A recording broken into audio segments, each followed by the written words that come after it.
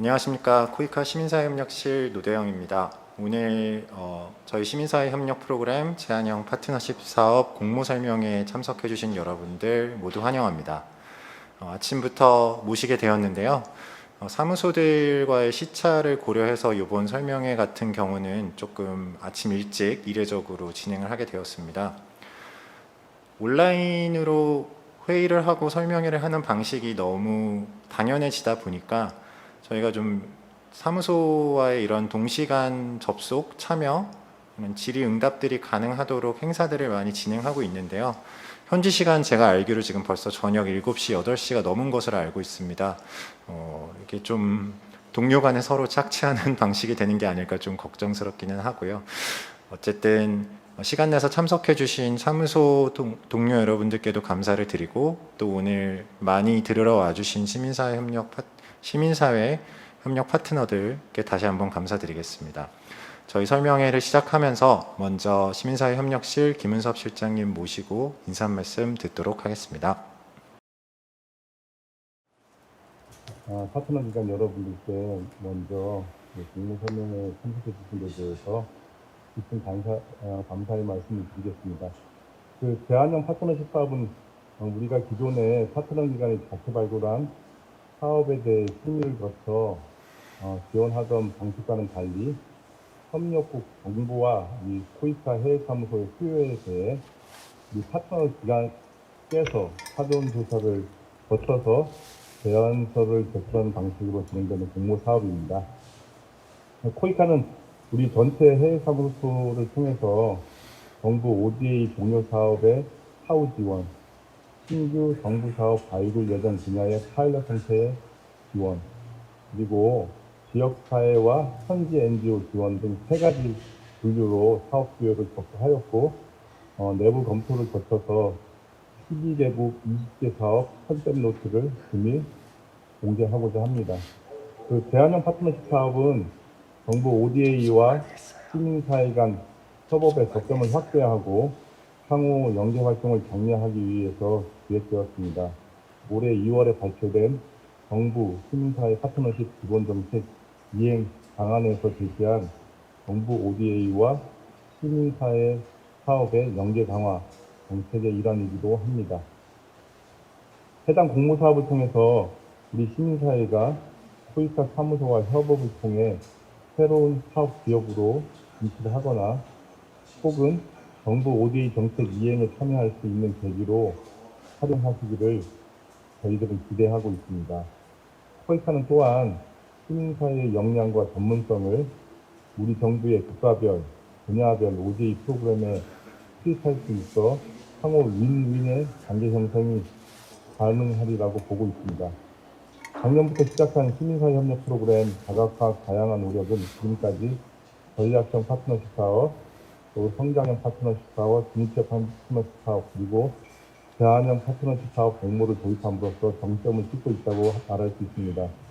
앞으로 저희 시민사회 협력실은 하나 더 인관협력 사후관리 사업을 도입하고자 합니다. 파트너 여러분들의 지속적인 관심과 의견 개진, 참여를 부탁드리며 오늘 제안형 파트너십 사업 공모 설명회를 통해 좋은 제안서를 내주시기 바랍니다. 다시 한번 오늘 설명회 참석에 감사드리며 더욱 권한하시기를 바라겠습니다. 감사합니다.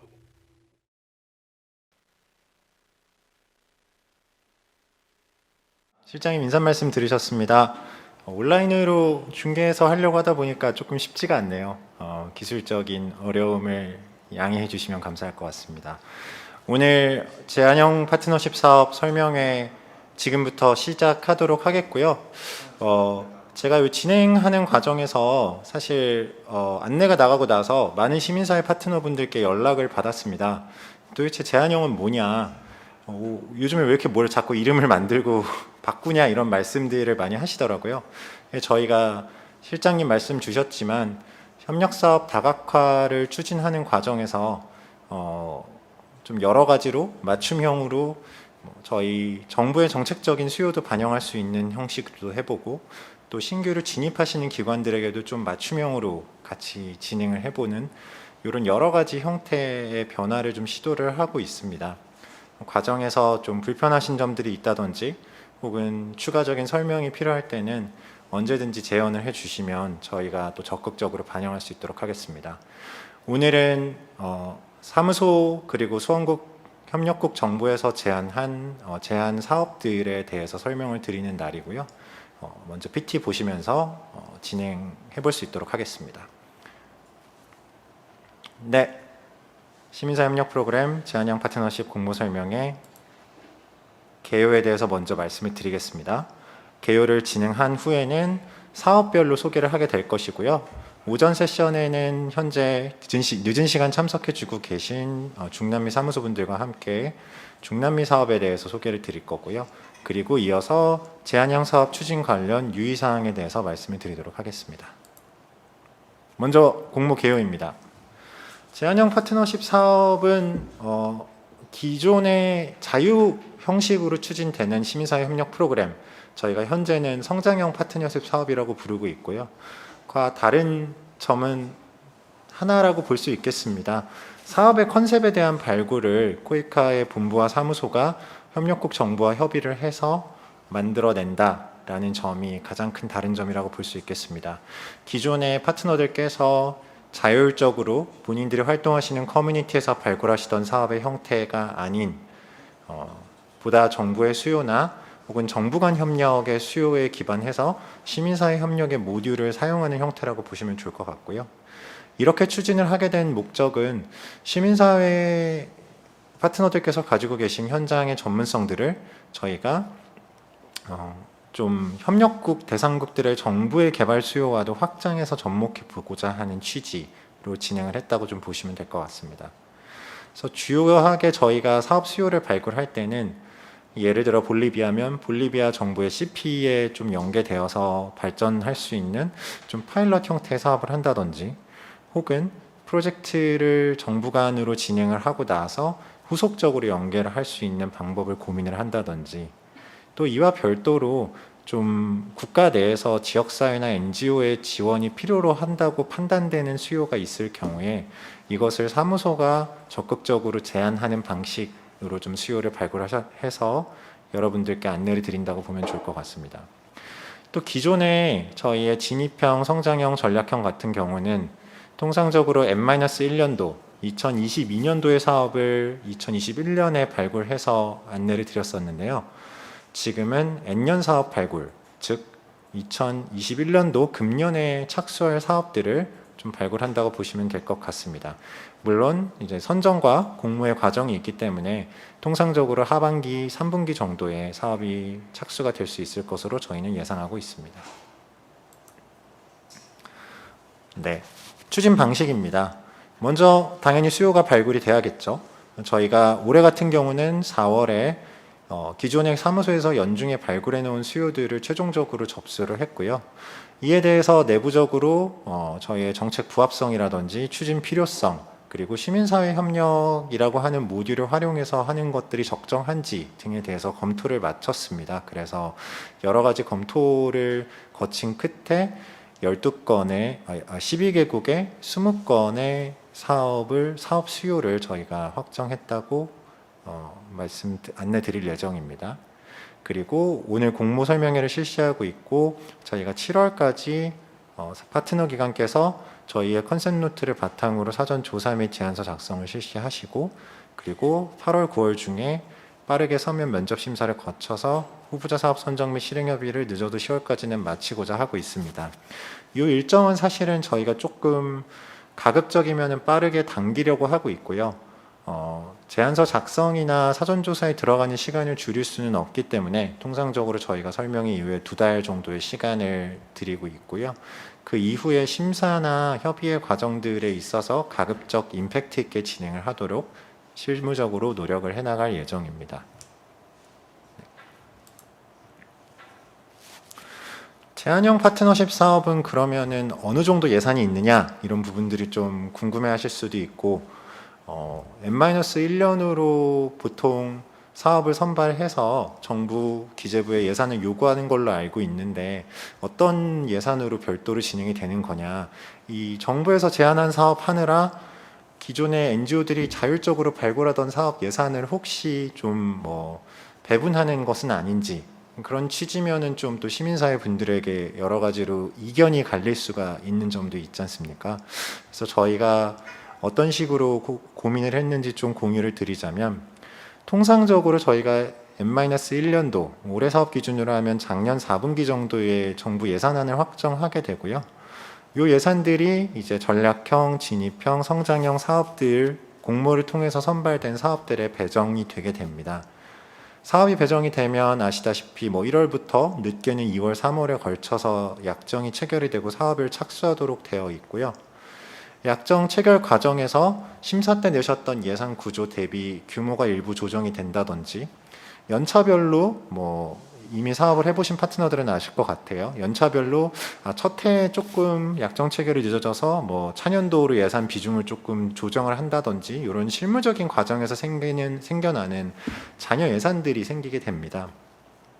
또 추가적으로 최근에 좀 안타까운 일이지만 미얀마의 이런 정치적 사태들 때문에 사업을 추진할 수 있는 환경이 어려워진다든지, 모두 아시다시피 코로나 같은 상황들로 인해서 사업의 추진 여부들이나 예산의 조정이 필요한 상황들, 혹은 안타깝게도 사업이 중단되는 경우들도 간혹 발생을 하고 있습니다.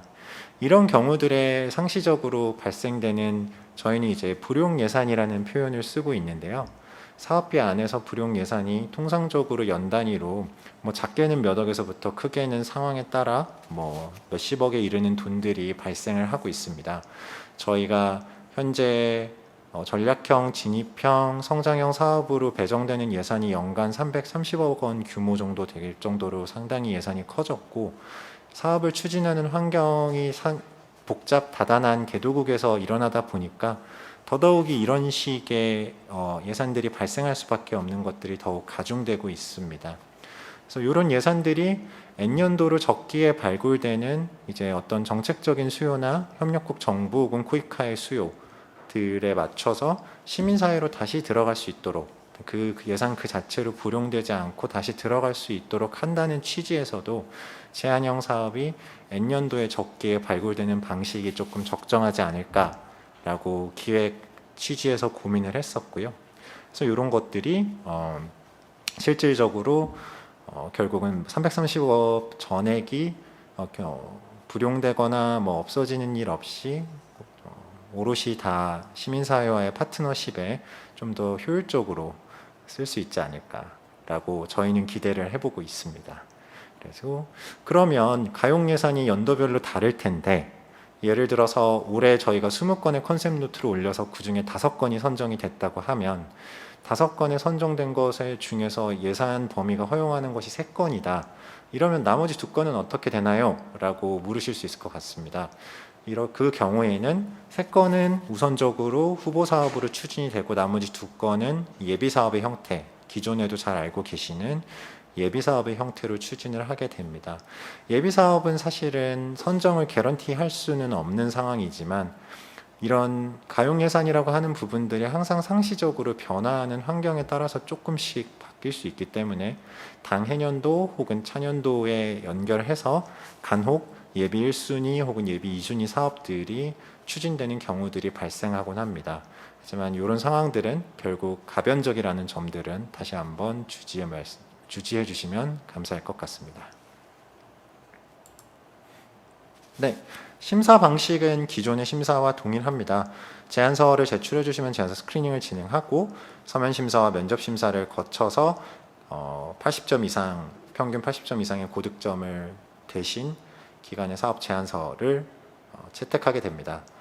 예를 들어 한 개의 컨셉 페이퍼에 2개 이상의 기관이 면접까지 진행이 되어서, 그래서 두 기관이 다 평균 80점 이상을 득점을 하셨다라고 하면은 더 고득점을 하신 기관의 제안서를 기반으로 약정을 진행하게 됩니다. 네, 심사의 기준에 대해서 쭉 보시면서 제가 그냥 다 읽지는 않고 간단하게 말씀을 드리겠습니다. 사업의 이해도 측면에 20점이 배정이 되어 있고요. 기본적으로 컨셉 노트라고 하는 것들이 사무소에서 만든 부분들이 말 그대로 사업의 컨셉 수준이기 때문에 이런 것들을 어떻게 개발하느냐, 어떤 사업 요소들로 구성해서 성과를 달성할 수 있는 모델로 만들어 오시느냐라고 하는 것들은 현장에서 전문성을 가지신 시민사회 기획력에 의존하고자 하고 있습니다. 그렇기 때문에 제안을 얼마나 잘 이해하고 대상지를 잘 분석했는지가 중요할 것이고요. 두 번째로 젠더 및 취약계층, 환경, 인권 등 범분야 이슈에 대한 고려, 점점 더 중요성이 강조되고 있는 부분이죠.에 대한 배점이 10점이 들어가 있고요. 사업 목표 및 사업 계획의 명확성에 또 20점이 들어가 있습니다. 이 부분은 일반적인 내용이기 때문에 구체적으로 설명드리지 않겠습니다. 그 이외에 사업 목표 달성 및 시행 가능성, 예산의 편성 타당성, 사업의 지속 가능성이 들어가 있고요.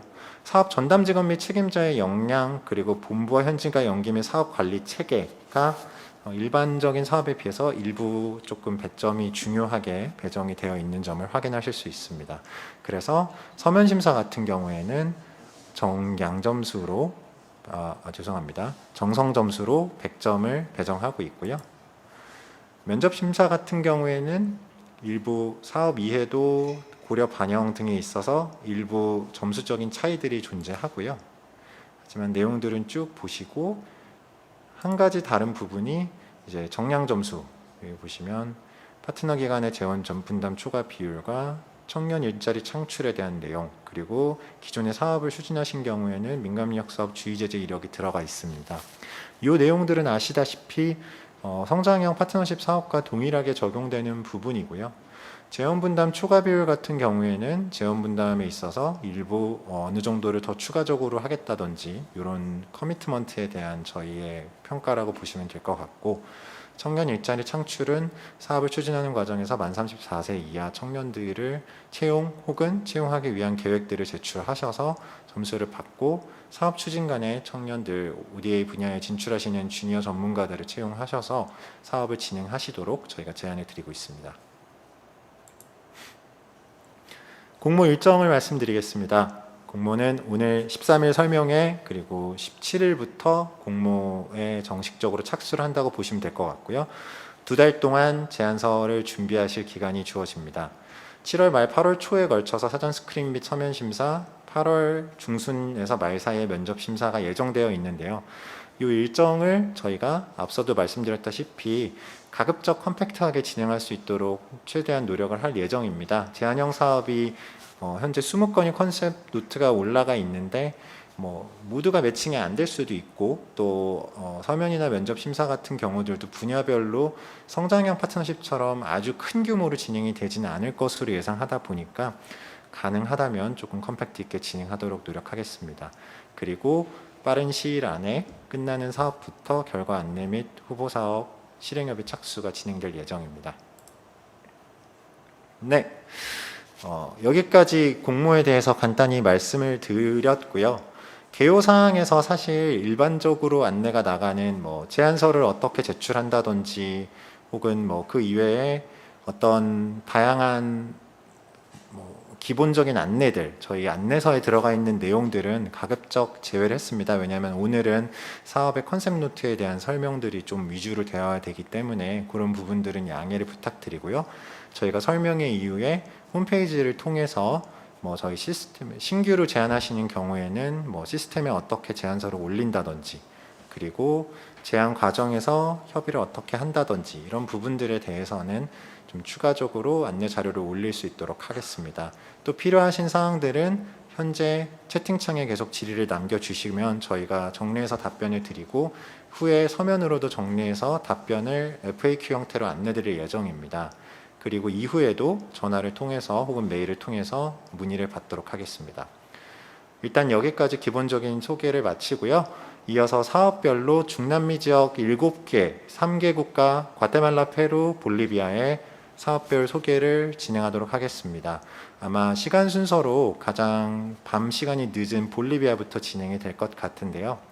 양지영 전임님 모시고 진행할 수 있도록 하겠습니다.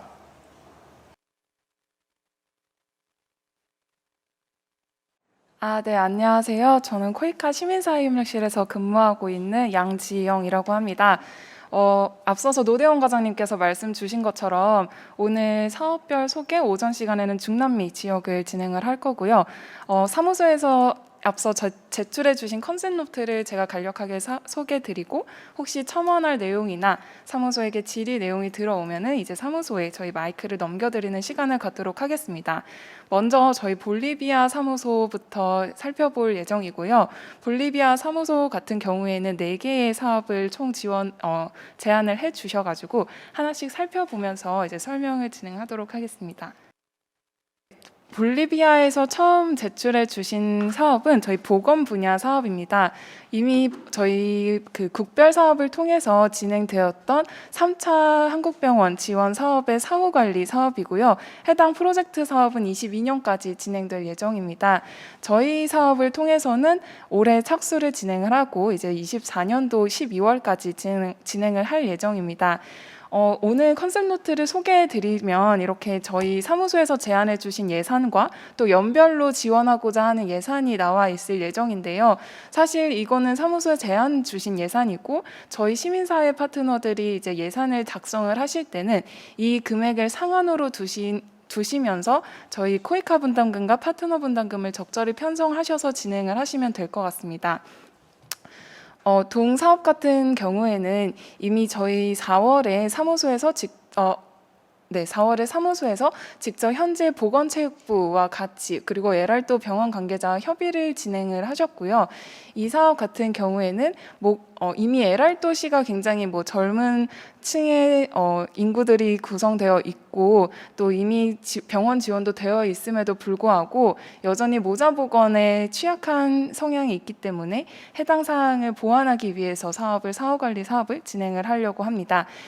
사업 내용 같은 경우에는 저희 에랄도 병원과 또 지역에 계신 주민들을 대상으로 의료 인력의 역량 강화 그리고 지역 주민들의 인식 개선 등의 프로그램을 중점으로 진행을 요청드리는 사안이 있습니다. 물론 이제 지금 현지의 코로나19 등의 성격도 굉장히 사업의 주요한 컴포넌트로 들어갈 수 있을 것 같고요. 지금 보건센터의 구축과 그 센터 내에 들어가는 기자재 지원 그리고 의료 인력의 TOT 역량 강화 사업들을 진행을 해주시면 될 것 같습니다. 저희 대표 수혜자 같은 경우에도 이미 사무소에서 진행을 해주셨는데요. 직접 수혜자를 에랄도 지역의 의료 인력과 해당 지역의 가임기 여성 및 1세 미만의 아동에 대해서 이제 성과 지표를 잡을 수 있습니다. 지금 이 사업 같은 경우에는 저희 볼리비아 사무소에서 첫 번째 보건 사업으로 지원을 해주신 저희 제안형 사업이라고 보시면 될 것 같고요. 그 다음 사업 같은 경우에는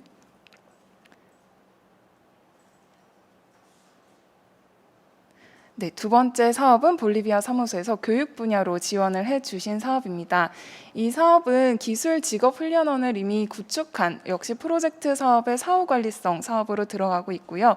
지금 현재 기술 직업훈련 교육센터가 이미 구축되어 있음에도 불구하고 해당 건물이나 아니면 기자재의 유지 보수가 더 필요한 상황인지라 동사업을 제안을 하게 되었습니다. 역시 올 4월에 사무소에서 기술훈련센터의 교장과 담당 직원과의 협의를 마치신 사업이고요. 주요 활동으로는 저희 직업훈련원의 기자재 교체 그리고 커리큘럼과 교재 개발 또 해당 센터의 교사 교육의 TOT 교육이라던가 교육과 저희 교육생의 졸업생의 취업률 향상을 위한 프로그램 구성을 진행을 해주시면 될 것 같습니다. 역시 대표 수혜자 같은 경우에는 해당 직업훈련원 졸업생의 창취업을 위해서 진행을 해주시면 될 것 같습니다. 세 번째 사업은요.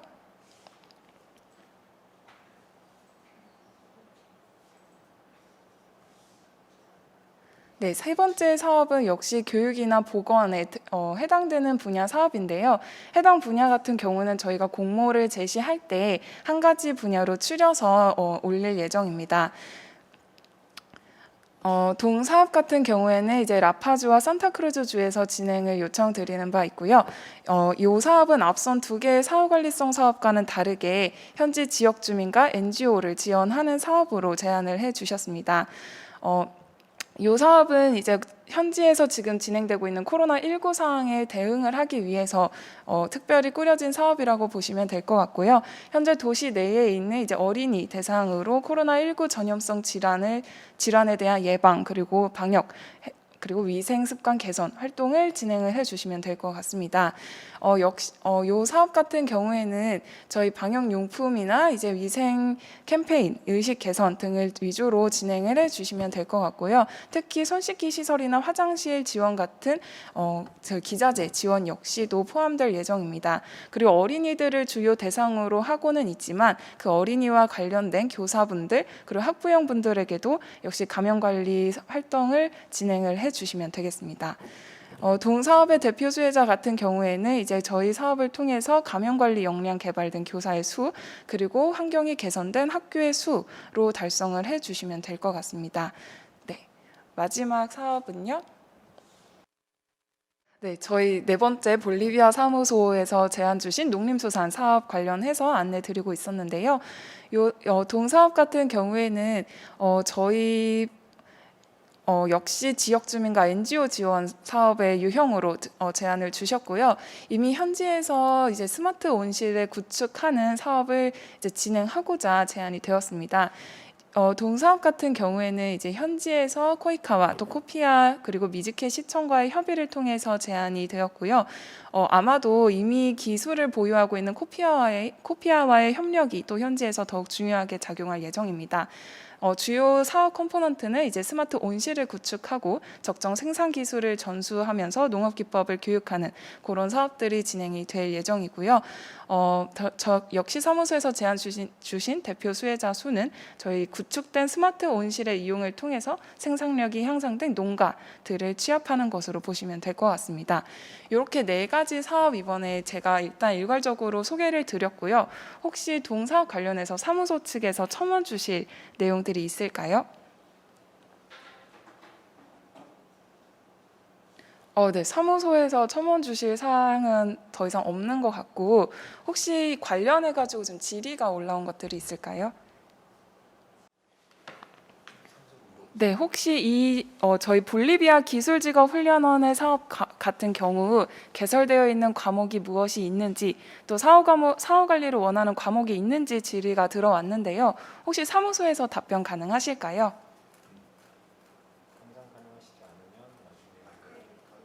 만약 지금 바로 이제 답변이 어려우신 경우에는 저희가 사후에 서면으로 답변을 드릴 수 있을 것 같습니다. 네, 지금 사무소에서 답변하실 예정입니다. 네, 안녕하세요. 볼리비아 사무소 개발협력 코디네이터 최은우입니다. 지금 기술 직업 훈련원 같은 경우에는 메탈 메카닉, 그리고 이제 토목 이런 쪽으로 많이 되어 있는데 저희가 그 커리큘럼을 가지고 있기 때문에 이거는 저희가 별도로 궁금해 하시는 분들께 송부해 드리는 것으로 하겠습니다. 네, 답변 감사합니다. 혹시 추가 볼리비아 사업 관련 질의가 또 있으신가요? 네. 저희 볼리비아 감염으로부터 안전한 학교로의 복귀 사업 같은 경우에는 이제 에랄도, 라파즈, 산타크루즈 세 개 지역에서 다 진행이 되어야 되는지 질의 들어왔는데요. 혹시 코디님 또 답변 가능하실까요? 네, 답변 드리겠습니다. 볼리비아 사무소 코디네이터 최지영입니다. 지금 현재 생각하고 있는 거는 에랄도 주랑 산타크루즈 주 대상으로 해서 도시가 아니라 그 도시 외에 있는 외곽에 있는 학교 대상으로 선정을 하고 있고요. 그래서 거기서 지금 학교 자체적으로 해결이 안 되는 부분을 지정을 해가지고 이 사업을 준비하려고 하고 있습니다. 네, 답변 감사합니다. 네, 그럼 추가 볼리비아 사업 질의는 존재하지 않아서 저희 바로 이제 페루 사업 관련해서 소개해 드리는 시간을 가지도록 하겠습니다. 참석해 주신 저희 사무소 코디님들 너무 감사드립니다. 네, 페루 사무소에서는 총 2개의 사업을 제안 주셨는데요. 역시 제가 컨셉 노트를 조금 읽어드리고 관련해서 페루 사무소의 첨언이나 질의사항들을 답변 드리도록 하겠습니다. 네.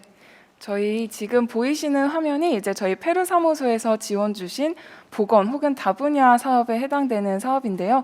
역시 저희 쪽에서는 이제 분야를 하나로 정해서 진행이 될 예정이지만 저희 주요 사업 대상자들이 빈민 여성이기 때문에 다분야 사업으로 진행이 될 예정입니다. 말씀드렸던 것처럼 총 사업비 같은 경우는 이제 저희 제안 주시는 기관에서 총 사업비 상한 하에서 사업비를 구성하셔서 제안을 주시면 될 것 같습니다. 동사업은 페루의 리마와 까야오에서 진행되고자 하고요. 역시 24년도까지 진행이 될 예정입니다. 현재 이미 진행을 했던 저희 리마 및 까야오 지역 건강 증진 프로그램 국별 사업, 그리고 이미 저희 민관협력 사업으로 진행한 바 있는 도시빈민 지역의 여성 자립형 건강 가족 자활센터 구축 사업의 사후 관리 혹은 이제 저희 NGO 지원 사업에 해당하는 유형 사업이고요. 동사업 같은 경우에는 이제 저희 코이카 사무소에서 이미 4월 중에 문헌 조사나 사업자료 검토를 통해서 사업을 구축하였습니다. 역시 현재 코로나19 상황이 악화되고 있기 때문에 이런 보건에 해당하는 사업들이 좀 제한이 되고 있고요.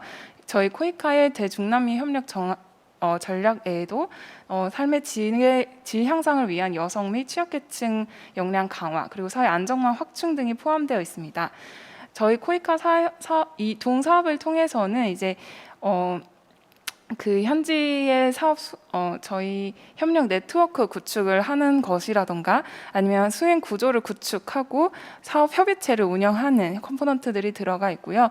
특히 이제 빈민 여성들을 대상으로 하는 프로그램이다 보니까 해당 여성들을 위한 건강 증진 프로그램, 그리고 관련된 직업 훈련 교육 등을 포함하고 있습니다. 동사업의 주요 저희 이제 그 대표 수혜자는 사무소 측에서 이제 저희 활동 컴포넌트별로 여러 개를 작성을 해주셨는데요. 요 사업 지표들을 보시면 이제 대충 저희가 어떤 사업 컴포넌트들이 우리 사업에서 제한되어서 필요한가에 대해서 파악할 수 있을 것 같습니다. 네, 그리고 두 번째 페루 사무소 제안 사업은요.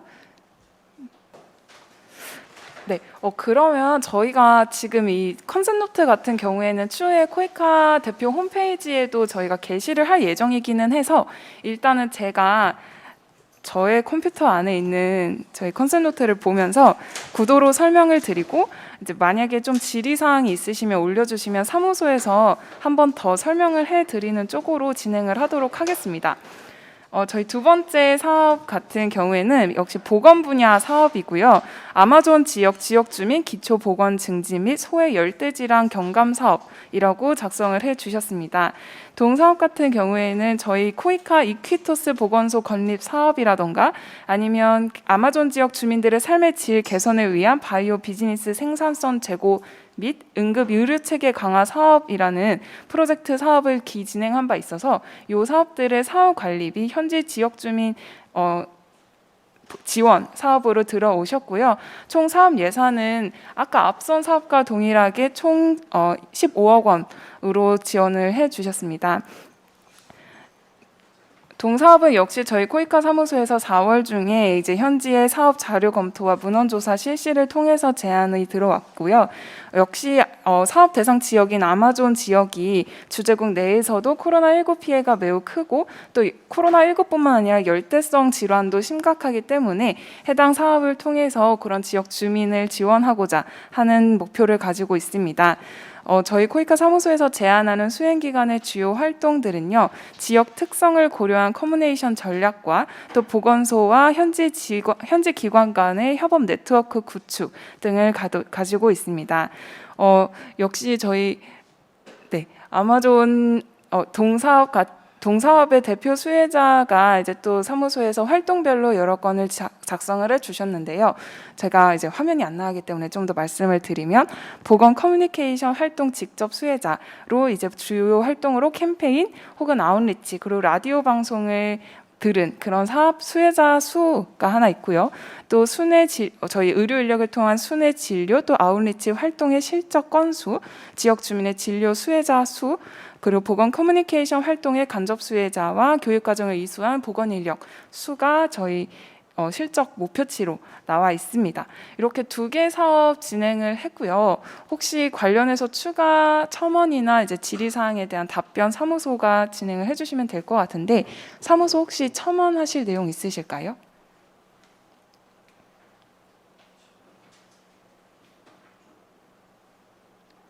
네, 사무소 추가 설명 내용은 없으시고 혹시 관련된 질의사항이 또 없으셨다고 하네요.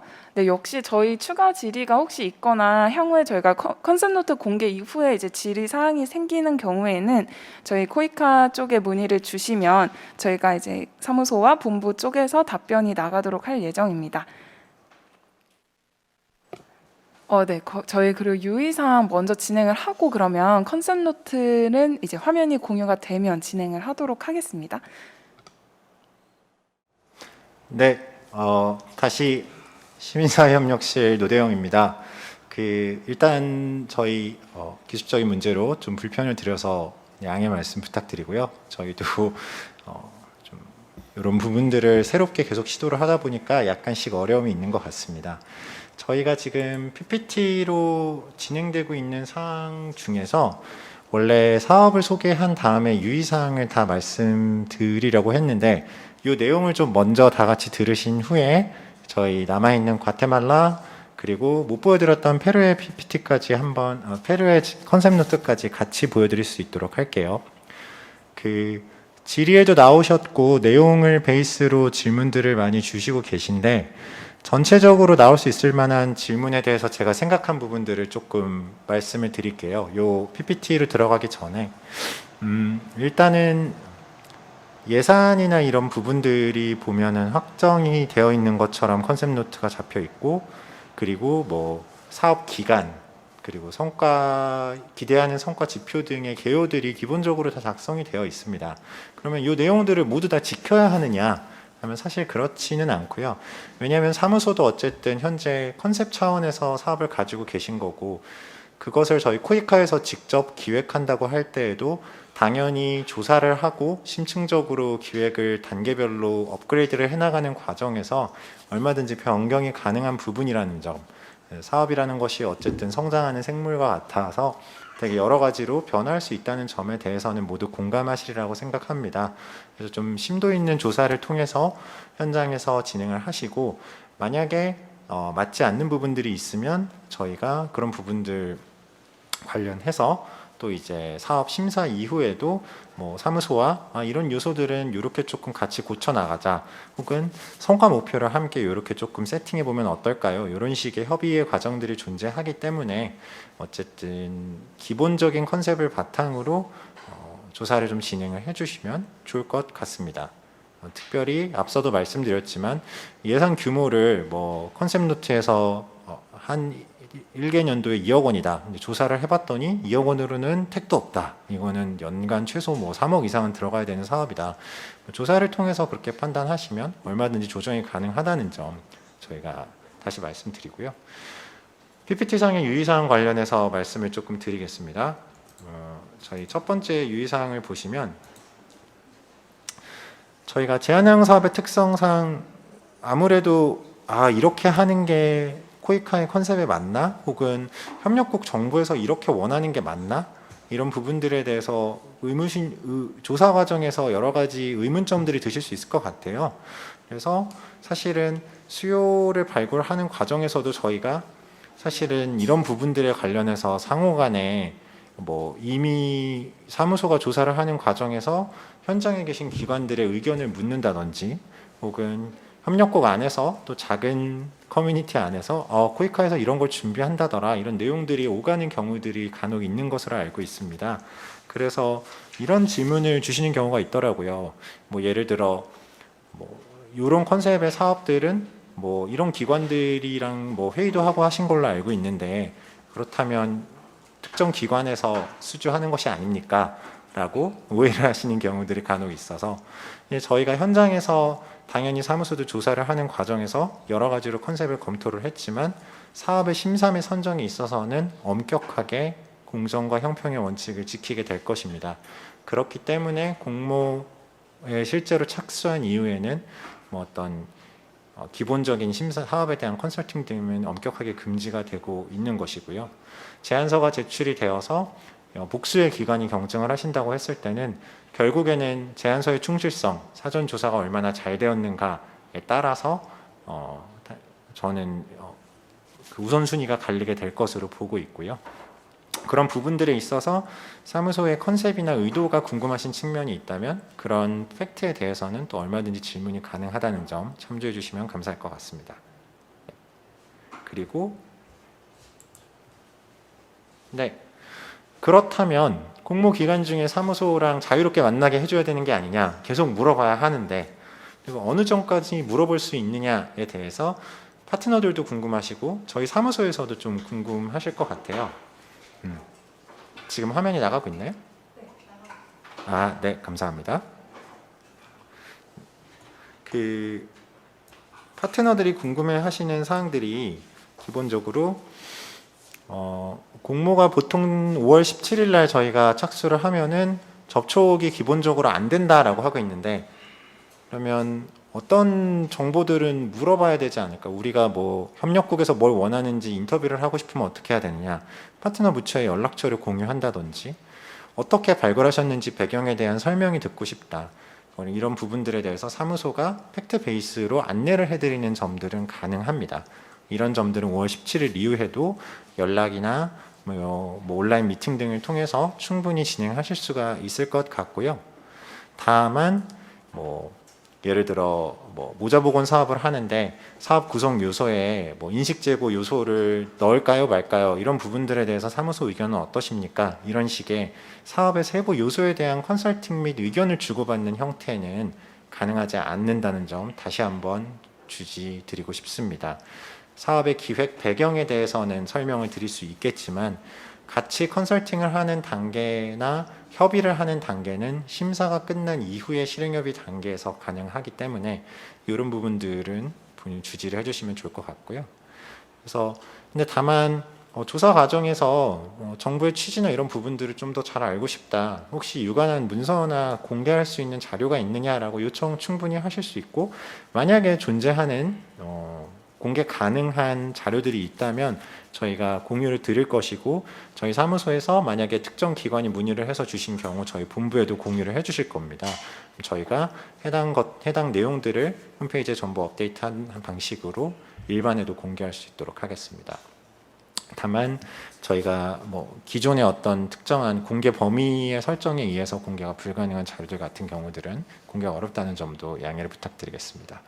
기본적으로 취지는 어쨌든 사업의 발굴에 필요한 정보, 가이드, 안내, 컨택은 모두 가능하지만 사업의 내용에 대한 심도 있는 기획과 구성에 관련한 부분들은 기관의 자유를 맡기고 심의를 통해서 진행할 것이다 라고 이해해 주시면 되겠습니다. 제가 말씀을 드리는 사이에 기술적인 문제가 좀 해결이 됐고요. 저희가 페루의 두 번째 컨셉 노트부터 다시 한번 볼 수 있도록 하겠습니다. 양지영 선생님께 마이크를 넘기겠습니다. 네, 마이크를 전달받은 양지영입니다. 네, 우선은 저희 페루 아까 제가 구도로만 설명을 드렸던 사업 컨셉 노트를 조금 보여드리도록 하겠습니다. 아까 네, 요 사업이 제가 구도로만 말씀을 드렸던 사업이고요. 말씀드렸던 것처럼 이제 아마존 지역 주민의 기초 보건과 열대질환 경감 사업으로 지원이 될 예정이고 저희 코이카에서 진행했던 사업의 사업 관리이자 또 현재 지역 주민의 지원 사업이다라고 보시면 될 것 같습니다.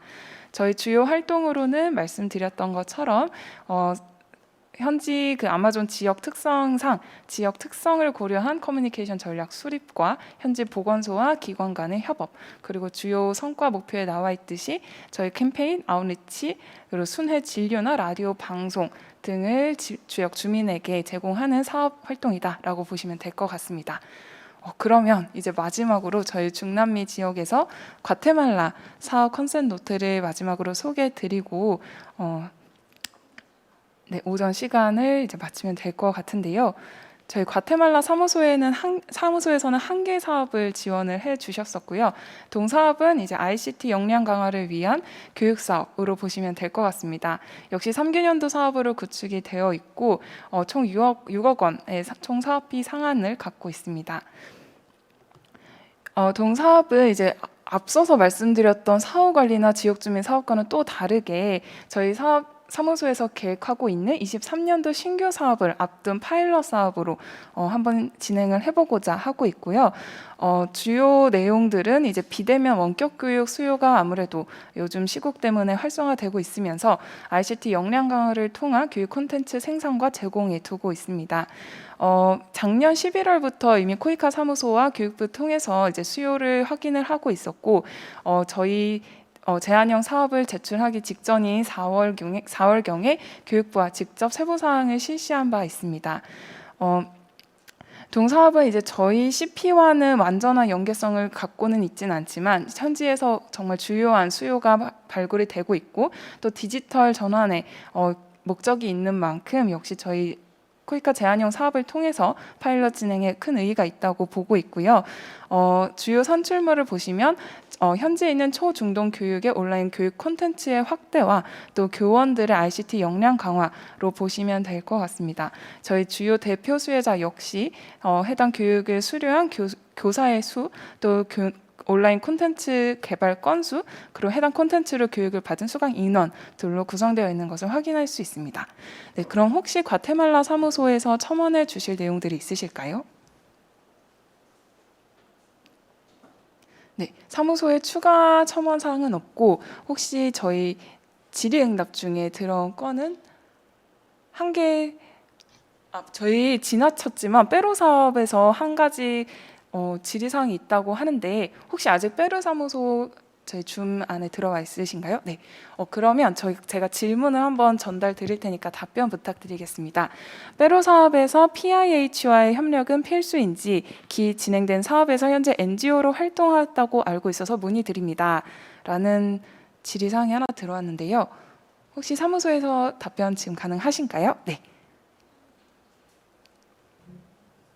말씀드리면 될까요? 네, 진행해 주세요. 네, 페루 사무소 개발협력 코디네이터 김세연입니다. 지난 사업에서 PIH가 협력해서 사업을 진행한 건 맞지만 꼭 해당 기관하고 진행하실 필요는 없고 현지 NGO뿐만 아니라 이제 직업 훈련원 등을 좀 많이 활용을 해서 사업을 구성하시면 좋을 것 같다는 의견 드리고 싶습니다. PIH는 아직도 비슷한 사업을 많이 하고 있는데요. 따로 연락을 하셔서 관련 경험이나 레슨런 같은 것 등을 파악해 보시는 것도 좋을 것 같습니다. 이상입니다. 네, 페루 사무소 답변 정말 감사드리고요. 저희 추가 페루나 과테말라 질의는 아직 존재하지 않는 것으로 확인이 되어서 또 향후에 저희 컨셉 노트 공개 이후에 진행을 해주시면 될 것 같습니다. 네, 양정전이님 감사합니다. 아마도 바로 안내를 드리고 나서 질의가 바로바로 나오시지는 않지만 분명히 여러 가지 궁금하신 점들이 있을 것 같고요. 저희가 오늘 종료 이후에 아마도 늦어도 내일 정도면 홈페이지에 공지가 올라가게 될 겁니다. 저희 컨셉 노트들 그리고 현재까지 확보된 유관한 자료들을 같이 올려드리게 될 거고요. 관련 문의사항은 안내되는 연락처에 따라서 메일이나 유선으로 남겨주시면 저희가 바로바로 답변 드릴 수 있도록 하고요. 사무소에 문의가 있으신 사항 같은 경우들을 분부해 주셔서 저희가 또 사무소에 물어봐서 답변을 드릴 수도 있겠지만 아무래도 현장에서 조사를 한다는 취지에서 현지에서 접촉을 하셔서 아까 말씀드린 대로 사무소와 17일 이전이라면 사실은 간단한 컨설팅을 해도 좋으실 것 같고 17일 이후에는 관련 의견 교환이나 정보를 확인하기 위한 회의 정도를 실시하실 수 있을 것 같습니다. 저희가 이 제안형 사업을 준비를 하면서 사실은 이렇게까지 많은 수요가 있을 것이다 라고 생각하지 못했습니다. 12개 국가에서 시민사회 협력의 모듈을 활용해서 20건의 사업을 하고 싶다라고 했을 때 저희 내부적으로 또 혹은 현장의 협력국의 어떤 정부 간 ODA 사업의 추진 과정에서 이런 간극을 메꾸기 위한 여러 가지 사업의 형태들이 필요하구나라고 조금 저희로서도 배움이 있는 시간들이었고요. 그만큼 시민사회 여러분들이 현장에서 열심히 활동하시고 또 좋은 사업의 성과들을 보여주셨기 때문에 상호 간에 형성된 신뢰와 기대감 같은 것들이 이번에 저희가 제안드리는 이 20개의 컨셉 노트로 이어졌다고 저는 좀 생각이 듭니다. 여러분들의 현장에서 하시는 노고에 항상 감사드리고요. 저희가 또 이번 제안형 사업에도 많은 기관께서 관심을 가지고 응모해 주셔서 좋은 결과, 좋은 협력 사업, 개도국의 SDG 달성에 기여할 수 있는 사업으로 이어질 수 있기를 진심으로 기대해 봅니다. 예, 오늘 참석해 주신 여러분들께 감사드리고요. 아마 기관에 따라서 오후에 있는 아시아 아프리카 세션에도 다시 뵐 수 있을 것 같은데 아니신 분들은 오늘 하루 즐겁게 보내시고 설명에 참석해 주신 여러분 다시 한번 감사드립니다. 네, 이상으로 제안형 파트너십 사업 공모 설명회 오전 세션 중남미 편을 마치도록 하겠습니다. 감사합니다.